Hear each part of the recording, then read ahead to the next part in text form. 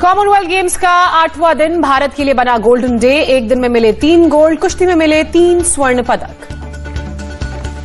भारत की झोली में 8वें दिन आए 6 पदक, 3 गोल्ड, 1 सिल्वर, 2 ब्रॉन्ज, सभी 6 मेडल रेसलिंग में मिले। कॉमनवेल्थ गेम्स के 8वें दिन मेडल टैली में भारत 5वें स्थान पर पहुंचा। भारत ने अब तक पदक कुल 26 हासिल किए। रेसलर दीपक पुनिया ने रेसलिंग के 86 किलो वर्ग में जीता गोल्ड। पाकिस्तान के मोहम्मद इनाम को दी पटखनी। गोल्ड मेडल जीतने के बाद बोले दीपक पुनिया, कहा गोल्ड जीतने के बाद मिली खुशी। दीपक पुनिया के गोल्ड जीते पर पीएम मोदी ने ट्वीट कर बधाई दी। लिखा, आपके शानदार खेल पर गर्व महसूस हो रहा है, आप भारत का गौरव हैं। राष्ट्रपति द्रौपदी मुर्मू ने भी दीपक पुनिया को शुभकामनाएं दी। ट्वीट कर कहा, आप भारत के लिए खुशी और गौरव का क्षण लेकर आए हैं। भारतीय पहलवान बजरंग पुनिया का भी गोल्ड मेडल पर कब्जा। 65 किलो वर्ग में कनाडा के रेसलर को चारों खाने चित किया। गोल्डन बॉय बजरंग पुनिया ने जीत के बाद उन्होंने खुशी जाहिर की। कहा, लोगों को धन्यवाद देना चाहता हूं, उनका अपार समर्थन मिला। अब 2024 ओलंपिक्स में गोल्ड जीतना मेरा लक्ष्य। पीएम मोदी ने बजरंग पुनिया के गोल्डन मेडल जीतने पर बधाई दी। ट्वीट कर लिखा, लगातार तीसरे कॉमनवेल्थ पदक के लिए आपको बधाई। हरियाणा के झज्जर में गोल्डन बॉय बजरंग पुनिया के गांव में जश्न का माहौल। जीत के बाद बटी मिठाइयां। महिला रेसलर साक्षी मलिक को फ्री स्टाइल रेसलिंग में मिला गोल्ड मेडल। 62 किलो वर्ग में कनाडा की रेसलर को शिकस्त दी। पीएम मोदी साक्षी मलिक को गोल्ड जीतने पर ट्वीट कर बधाई देते नजर आए। कहा, साक्षी मलिक प्रतिभा का एक पावर हाउस है। आपके शानदार खेल और प्रदर्शन से मैं रोमांचित हूं।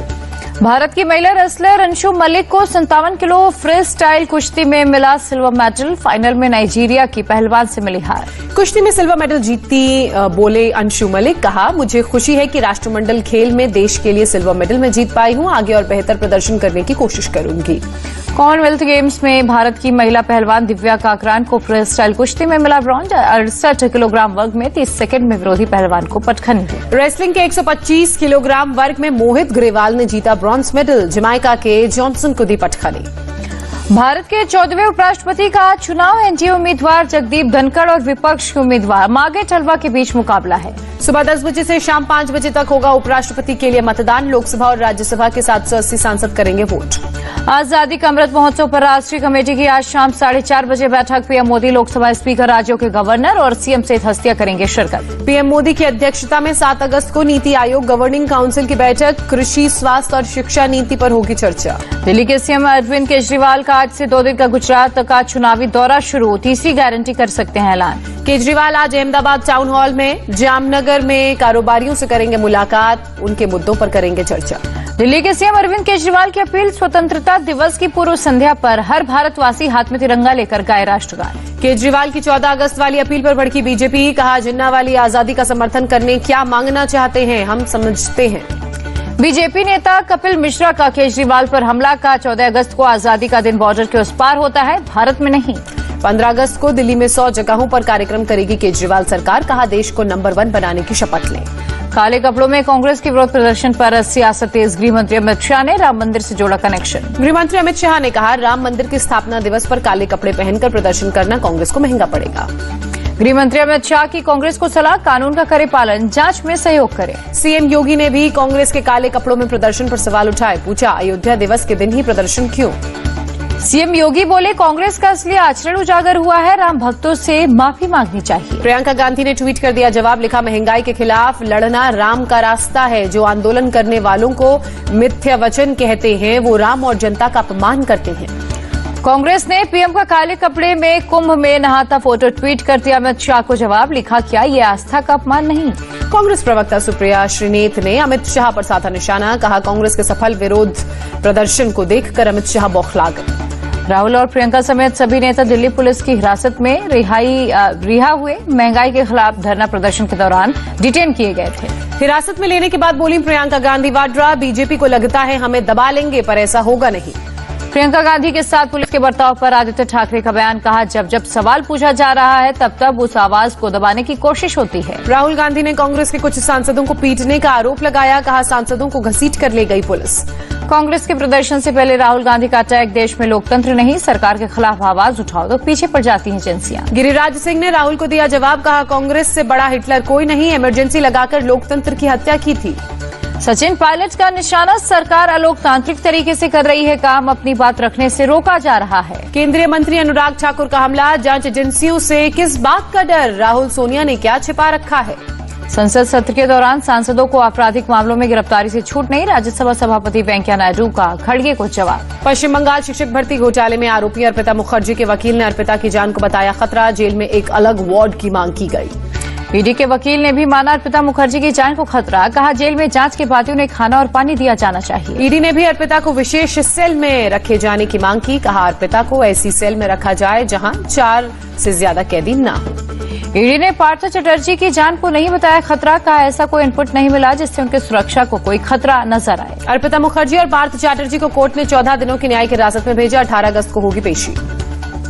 पार्थ चटर्जी के वकील की कोर्ट में दलील, कहा कोई सामने नहीं आया जिसने ये कहा हो कि पार्थ चटर्जी ने रिश्वत मांगी है। शिवसेना सांसद संजय राउत की पत्नी वर्षा राउत से ईडी आज भी करेगी पूछताछ, वर्षा राउत के खाते से लेन देन पर करेगी सवाल जवाब। बीरभूम के टीएमसी अध्यक्ष को सीबीआई का नोटिस, जानवरों की तस्करी मामले में सोमवार को पूछताछ के लिए तलब किया। झारखंड खनन घोटाले में बच्चू यादव को ईडी की रिमांड, पीएमएलए कोर्ट ने 6 दिन की कस्टडी में सौंपा।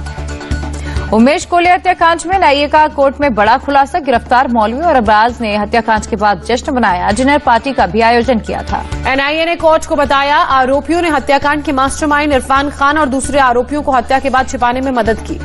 बीजेपी के एक नेता ने नोएडा में महिला के साथ बदतमीजी और गाली गलौज की, वीडियो सोशल मीडिया पर वायरल। वीडियो वायरल होने के बाद पुलिस एफआईआर दर्ज कर जांच में जुटी, कहा श्रीकांत त्यागी नाम के शख्स ने महिला से अभद्र भाषा का इस्तेमाल किया।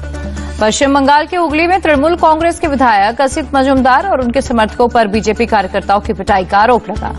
टीएमसी ने आरोप लगाया कि उनके विधायकों को बीजेपी समर्थकों ने परेशान किया, बीजेपी की एक रैली के दौरान का ये मामला। ममता बनर्जी ने प्रधानमंत्री मोदी से की मुलाकात, रविवार को नीति आयोग की बैठक से पहले राज्य के मुद्दों पर बातचीत हुई। ममता ने पीएम मोदी से मनरेगा, पीएम आवास योजना और पीएम सड़क योजना के लिए राज्य को फंड रिलीज करने की भी अपील की। ममता बनर्जी ने राष्ट्रपति द्रौपदी मुर्मू से भी मुलाकात की, फूलों का गुलदस्ता देकर अभिवादन किया। एएमयू में सनातन धर्म की शिक्षा पर भड़के सपा एमएलए जिया और रहमान बर्क, कहा बीएचयू में भी इस्लामिक दीनी तालीम का कोर्स लागू होना चाहिए। बहराइच में मदरसों के छात्र छात्राओं ने नगर में निकाले विशाल तिरंगा यात्रा, जीएम ने कलेक्ट्रेट परिसर से झंडी दिखाकर रैली को रवाना किया। मध्य प्रदेश के निवाड़ी में जुमे की नमाज के बाद हाथों में तिरंगा लेकर सड़क पर उतरा मुस्लिम समुदाय, हिंदुस्तान जिंदाबाद के लगाए नारे। चंदौली में अमृत महोत्सव का जश्न, आरपीएफ के जवानों ने निकाली बाइक रैली। उत्तर प्रदेश के मुरादाबाद में एक प्रधान अध्यापक ने सरकारी स्कूल के एक कमरे को 15,000 में बेचा, जिस शख्स ने कमरे को खरीदा उसने बाद में तुड़वा दिया। शिकायत होने पर मौके पर पहुंची जांच टीम, रिपोर्ट बनाकर बीएसए को भेजा, कार्रवाई की बात कही जा रही है। बिहार के सीमावर्ती जिले किशनगंज में देश में सबसे तेजी से बढ़ रही है मुस्लिमों की आबादी, नेपाल बॉर्डर पर नो मैन्स लैंड के पास नई बस्ती बसी। मध्य प्रदेश के छतरपुर में एक रेडीमेड गारमेंट की दुकान में आग लगी, भारी नुकसान की आशंका। गोरखपुर में महिलाओं के एक समूह ने एसएसबी के जवानों को राखी बांधी, लंबी उम्र की कामना की। यूपी सरकार ने रक्षाबंधन पर महिलाओं को दिया सौगात, 10 अगस्त की रात से 12 अगस्त तक मुफ्त में बसों में यात्राएं कर सकेंगी। दिल्ली में कोरोना का पॉजिटिविटी रेट 12.9% पर पहुंचा, पिछले 6 महीने में अधिकतम हुई कोरोना संक्रमण की दर। दिल्ली में कोरोना के 2,419 नए मामले सामने आए, 2 कोरोना पीड़ितों की मौत हुई। महाराष्ट्र में कोरोना के 2024 नए केस सामने आए, 5 लोगों की मौत की खबर, एक्टिव केस की संख्या 11,906। तमिलनाडु में नहीं थम रही कोरोना की रफ्तार, 1,141 नए मामले दर्ज किए गए, करीब 1,500 कोरोना पीड़ित रिकवर हुए। हरियाणा में कोरोना के 1,055 नए केस सामने आए, एक कोरोना पीड़ित ने जान गंवाई। गुजरात में कोरोना के 947 नए मामले दर्ज किए गए, 3 लोगों की मौत, एक्टिव केस 6,000 के करीब पहुंचे। पश्चिम बंगाल में कोरोना से 5 लोगों ने अपनी जान गंवाई, 783 नए मामले सामने आए, राज्य में 9,000 से ज्यादा कोरोना के एक्टिव केस। इजरायल ने गाजा पट्टी पर किया ताबड़तोड़ रॉकेट अटैक, हमास के टॉप कमांडर अल जाबरी सहित 10 की मौत, 55 घायल। इजरायली अटैक के बाद फिलिस्तीन की तरफ से हुआ जवाबी हमला, मध्य और दक्षिणी इजरायली इलाकों में कई रॉकेट दागे गए, इजरायल ने हवा में रॉकेट को तबाह किया। ताइवान के पीएम सुतिंग चैंग ने चीन को बताया दुष्ट पड़ोसी, वायुसेना को युद्ध के लिए तैयार रहने के लिए कहा। ताइवान की तटीय सीमा के पास पहुंचा चीन का युद्धाभ्यास, 13 जहाजों और 68 फाइटर जेट्स ने ताइवान को घेरा। ताइवान के सैलानियों के लिए आकर्षण का केंद्र बना चीनी युद्धाभ्यास। आज चीनी युद्धपोतों को देखने और फोटो खींचने के लिए समुद्र के तट पर भारी पर्यटक उमड़ रहे हैं। मेक्सिको के कोवाविला में कोयला खदान में फंसे मजदूरों की मुश्किलें बढ़ी, खदान में भर रहा है पानी। इटली की राजधानी रोम में गर्मी का रेड अलर्ट जारी, पारा 44 डिग्री सेल्सियस के पार।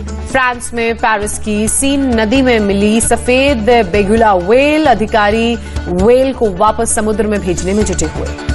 गलत क्रेडिट स्कोर के चलते नहीं मिल पा रहा लोन तो आरबीआई से करे शिकायत, आरबीआई गवर्नर शक्तिकांत दास ने सलाह दी। भारत बिल पेमेंट सिस्टम के जरिए जब एनआरआई भी अब कर सकेंगे payment, RBI governor Shaktikanta Das ने किया ऐलान।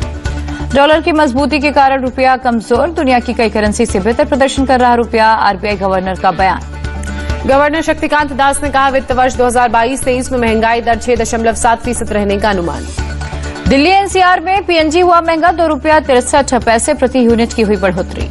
भारत और वेस्टइंडीज के बीच चौथा टी20 आज फ्लोरिडा में रात 8 बजे से खेला जाएगा मैच। 5 मैचों की सीरीज में भारत 2-1 से आगे, चौथा मैच जीत सीरीज पर जीतना चाहेगा भारत। 44वें चेस ओलंपियाड में फिलिस्तीन की 8 साल की रेंडा सेदार ले रही है हिस्सा, प्रतियोगिता की सबसे कम उम्र की है खिलाड़ी। रेंडा एक मैच जीत भी चुकी है। जम्मू कश्मीर से धारा 370 हटाने की तीसरी वर्षगांठ पर श्रीनगर में अंतर्राष्ट्रीय स्तर का फुटबॉल स्टेडियम खोला गया, फीफा के नियमों के तहत किया गया निर्माण। सुष्मिता सेन ने शेयर किया सर्दिनिया ट्रिप का वीडियो, ललित मोदी ने किया रोमांटिक कमेंट।